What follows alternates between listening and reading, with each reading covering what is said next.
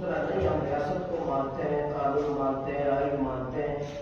لیکن فوج کو بیرک میں یا باہر میں ہونا چاہیے، سیاست کرنا ہمارا کام ہے۔ اور ہم اتنے بے صلاحیت نہیں ہے کہ اپنے صوبے کو نہ چلا سکیں، ہم صوبے کو چلا سکتے ہیں اپنے تو اس کی انشاءاللہ ہم ایسے کارکنان جتنے بیٹھے ہم خاموش نہیں رہیں گے، ہم مزاحمت کریں گے انشاءاللہ بلوچستان کے سڑکوں پر، پورے صوبے میں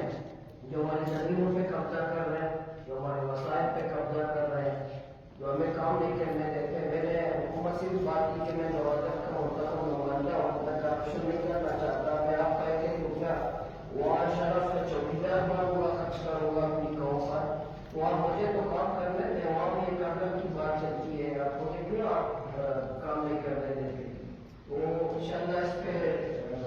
قرار مارنے کی سرپرستی ہے، لینڈ مارنے کی سرپرستی ہے، دیکھیے جو نئے فارم 45 جو فارم 47 48 49 والے ہیں،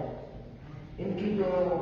بنیاد کو اجازت دی گئی ہے، آج تو اسمبلی کو بھی کیپٹن چلاتا ہے، اسمبلی کو بھی کیپٹن چلاتے ہیں۔ میں نے اس بھی اسپیکر صاحب سے کہا کہ اسپیکر بنو، کیپٹن نہ بنو، یعنی وہ بھی اس کو بھی ایک کیپٹن ادارہ چلاتا ہے۔ تو انشاءاللہ جو سی پیک میں بھی اور میر صاحب نے فرمایا، بلوچستان کو سی پیک میں ایک اینٹ بھی نہیں ملا، سوائے ہم جب پوچھتے ہیں کہ دھماکہ کیوں ہو رہا ہے صوبے میں، کہتے ہیں سی پیک کو ناکام کرنے کی وجہ سے موسیٰ میں دھماکے ہو گئے۔ اچھا واٹر ٹینک کہیں اور ہے، یونیورسٹی کہیں اور ہے، موٹر وے کہیں اور ہے،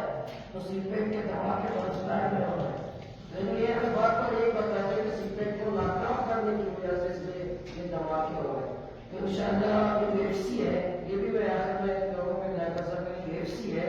لیکن بلوچستان کے تمام مسائل کا اختیار ایف سی ہے۔